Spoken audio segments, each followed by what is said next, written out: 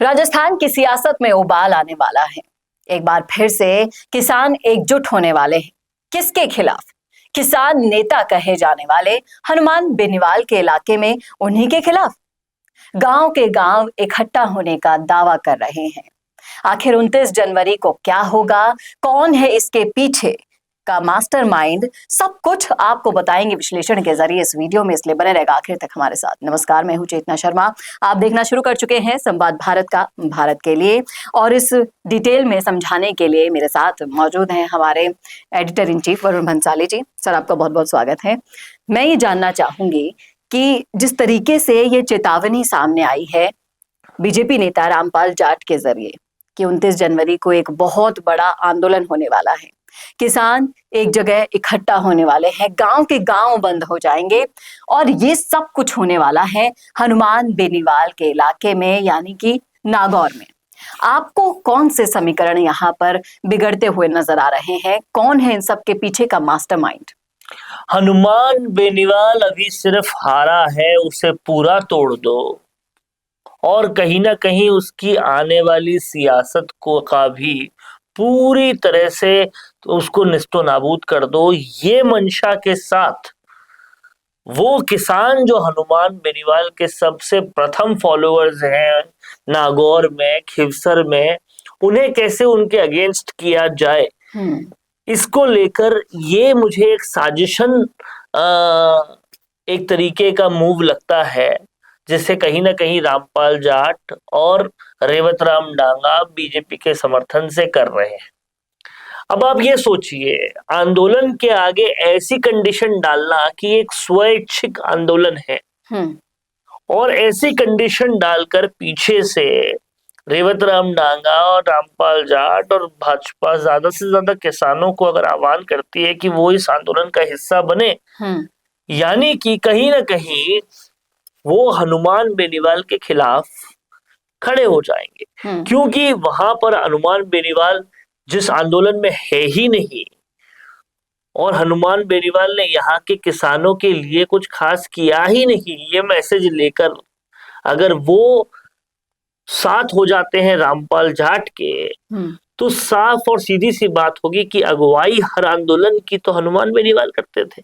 पिछली बार उन्होंने सिर्फ धमकी देके छोड़ दिया, आंदोलन का हिस्सा बनाया नहीं किसानों को, और अब इस आंदोलन की शुरुआत भी कोई और करेगा। तो हो सकता है कि उससे नाराज होकर किसान इस आंदोलन में शामिल हो जाए, नहीं लगता आपको? देखिए, नाराज अगर वो इस आंदोलन में शामिल हो जाएंगे तो इससे भी हनुमान बेनीवाल का नुकसान है कि हनुमान नेता तो हनुमान बेनीवाल बताते हैं अपने आप को किसानों के, और वो किसी और की अगुवाई में आंदोलन कर रहे हैं, तो ये भी हनुमान बेनीवाल के लिए बुरा हो जाएगा।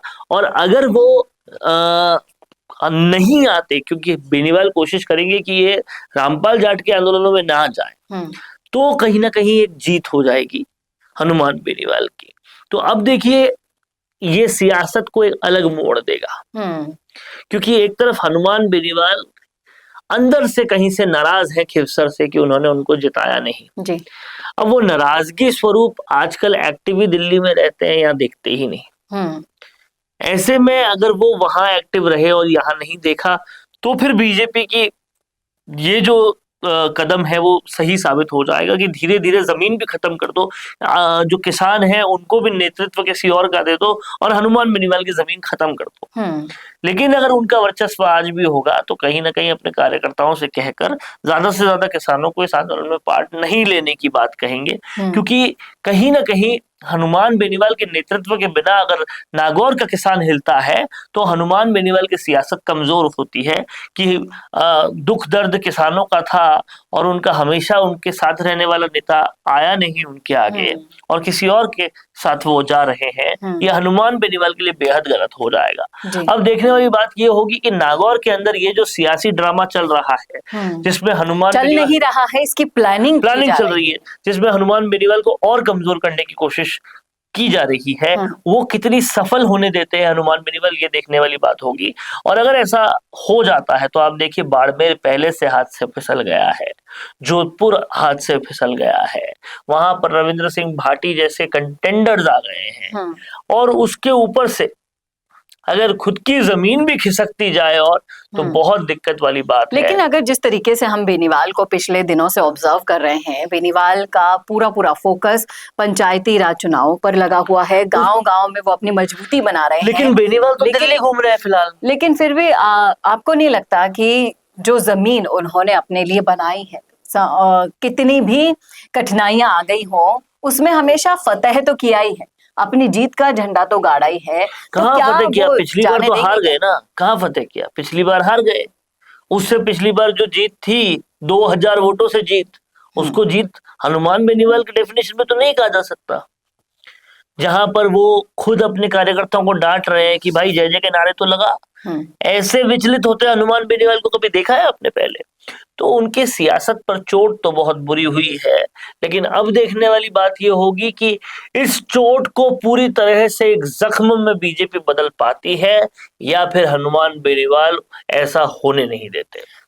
बशर्ते होगा क्या, ये तो आने वाला वक्त ही बता पाएगा। लेकिन जिस तरीके से बेनीवाल की साख को कम करने की साजिश इस जरिए से रची जा रही है, वो कितनी सार्थक साबित होगी, कितनी ज्यादा एप्लीकेंट होगी, ये तो आने वाला वक्त बताएगा। क्योंकि किसान नेता के रूप में जब इमेज हनुमान बेनीवाल बना चुके हैं, तो ज्यादातर किसान इस आंदोलन को सपोर्ट नहीं करेंगे अगर ये उन्हीं के इलाके में की जा रही है।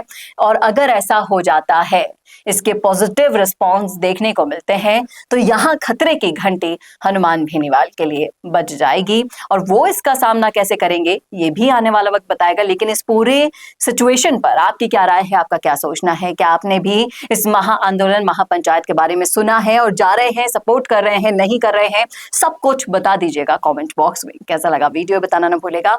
और ऐसी और वीडियोस के लिए देखते रहिए संवाद भारत का, भारत के लिए। नमस्कार। पॉडकास्ट सेटअप्स तो मिल रहे हैं, लेकिन एंकर नहीं है। पॉडकास्ट सेटअप और एंकर मिल गया तो एडिटिंग नहीं है। पॉडकास्ट सेटअप भी मिल गया, एंकर भी मिल गया और एडिटिंग भी मिल गई, लेकिन उसे अपलोड करने के लिए अच्छे व्यूअरशिप वाला चैनल नहीं है। और अगर वो सब भी मिल गया तो पॉडकास्ट को अच्छे एसईओ के साथ अपलोड करने का डिजिटल सपोर्ट नहीं है। और अगर ये सारी चीजें एक साथ मिल रही हैं, तो प्राइस बहुत ज्यादा हाई है। तो अगर आपको ये सारी चीजें चाहिए आपके अपने जयपुर में, जो आपको पॉडकास्ट सेटअप्स, एक्सपीरियंस एंकर्स, शानदार studio, amazing editing, 6 crore plus views वाले चैनल पर अपलोडिंग, और तो और सिर्फ पॉडकास्ट ही नहीं, उसके साथ आपको मिल रही है उसी पॉडकास्ट में 5 रील्स फ्री, वो भी सिर्फ 8000 रुपए में। और ये सब कुछ मिल रहा है आपको सिर्फ और सिर्फ मिशी मीडिया सॉल्यूशंस में। तो सोच क्या रहे हैं? अगर आप भी चाहते हैं पॉडकास्ट के जरिए पूरे सोशल मीडिया पर छाना, तो अभी कॉन्टैक्ट कीजिए स्क्रीन पर दिए गए नंबर पर।